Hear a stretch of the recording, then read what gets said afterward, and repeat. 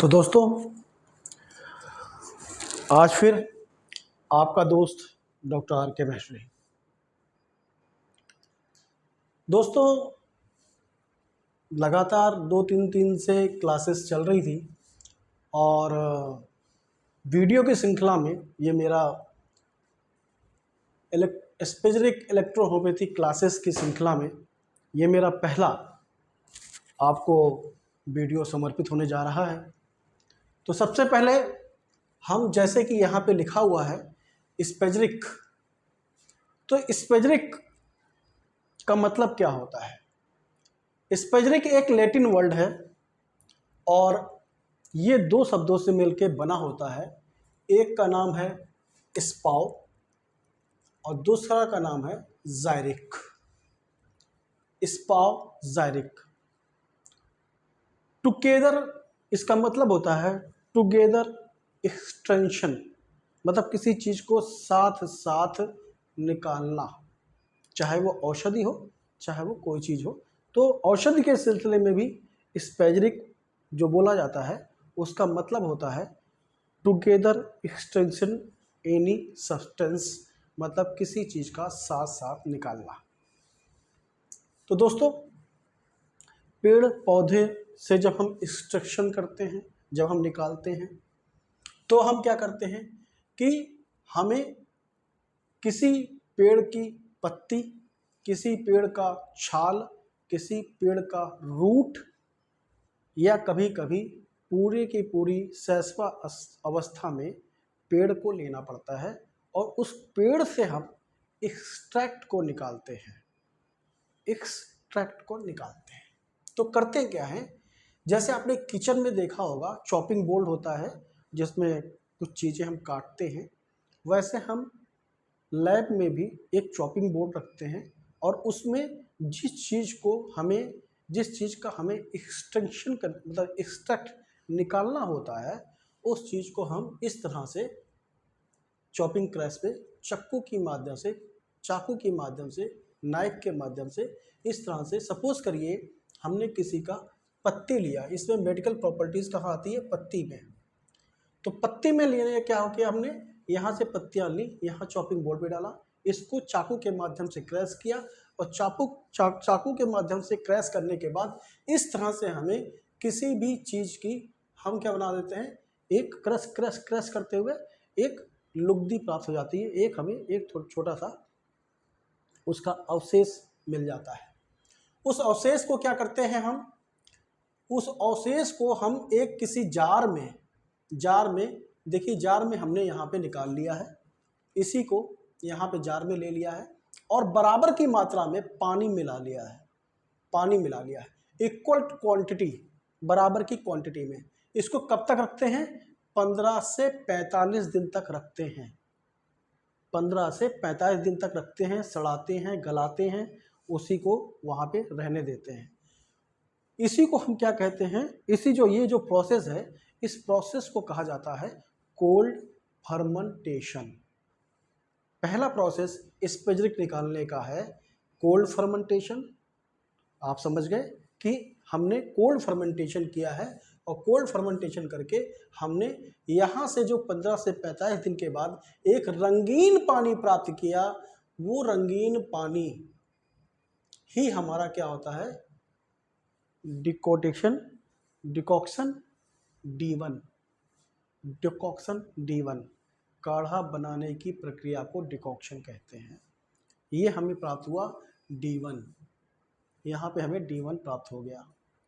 तो दोस्तों, ये हमारा था कोल्ड फर्मेंटेशन, मतलब ये हमारा स्पेजरिक निकालने का फर्स्ट स्टेप।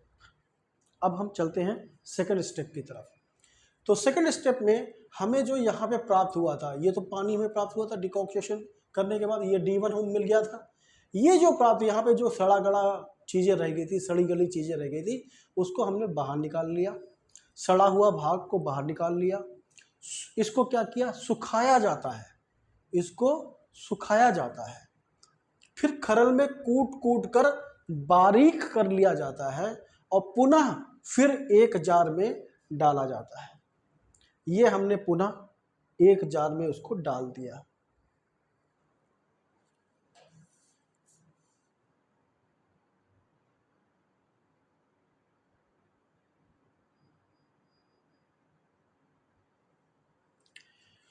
तो दोस्तों अब हम इसको क्या करेंगे, फिर से इक्वल क्वांटिटी में पानी लेकर इसको 35 से 45 डिग्री सेंटीग्रेड पर हॉट फर्मेंटेशन करेंगे, मतलब इसको गर्म करेंगे।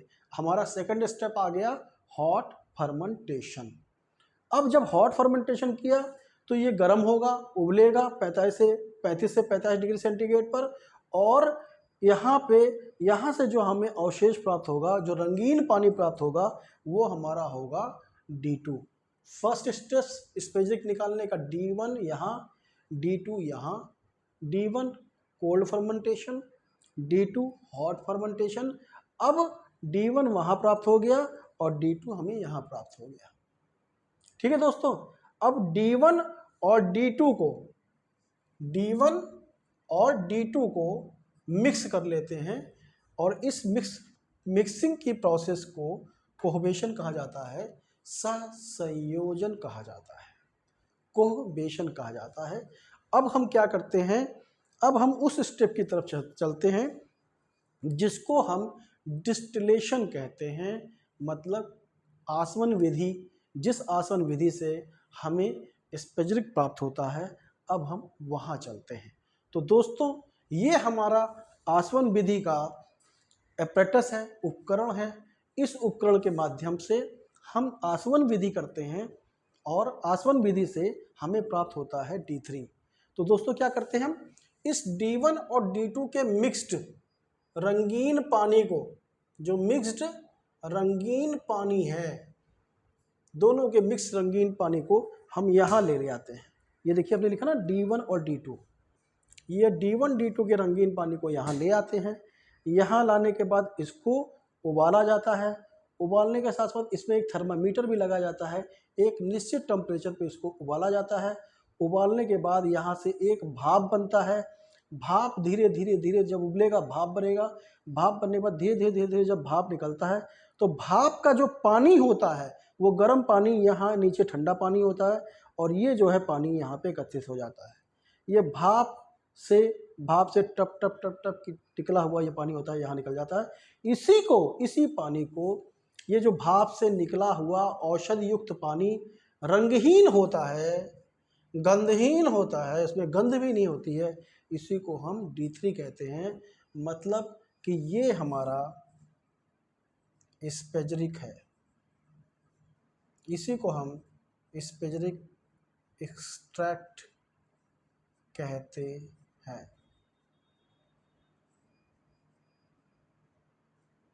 तो दोस्तों आपने आज स्पेजरिक एक्सट्रैक्ट कैसे निकाला जाता है, हमने एक कोशिश की कि आपको बताने की कि स्पेजरिक एक्सट्रैक्ट कैसे इलेक्ट्रोहोम्योपैथी में निकाला जाता है, और स्पेजरिक से ही कैसे इलेक्ट्रोहोम्योपैथी में ट्रीटमेंट किया जाता है। तो दोस्तों आज की कहानी यहीं तक, फिर मिलते हैं अगले वीडियो में। तब तक के लिए थैंक यू सो मच।